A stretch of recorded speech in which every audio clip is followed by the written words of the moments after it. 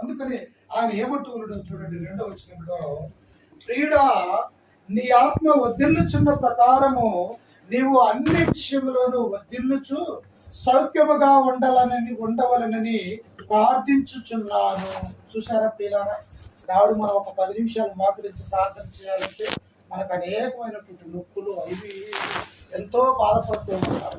కానీ వృద్ధుడైనప్పటికీ కూడా తన యొక్క జీవితంలో ఎలాగా ఉంటే ఆశీర్వదించబడతాడు, ఎలాగా తమ యొక్క క్రైస్తవ యొక్క జీవితం ఉంటే దేవుడు ఆశీర్వదిస్తాడన్నటువంటి సత్యాన్ని తెలుసుకొని యవనస్తుడుగా బాలుడుగా ఉన్నటువంటి యొక్క గాయకి ఏమని సెలవిస్తూ ఉంటాడంటే, ప్రియుడా నీ ఆత్మ వర్ధిల్లుచున్న ప్రకారము నీవు అన్ని విషయములోనూ వర్ధిల్లుచు సౌఖ్యముగా ఉండవలనని ప్రార్థించుచున్నాను. గాయని గురించి ఆయన మాట్లాడుతూ ఉన్నాడు. గాయి, నీవు భౌతిక సంబంధంగా దినదినము కూడా వర్ధిల్లేవాడిగా ఉంటూ ఉన్నావు, కానీ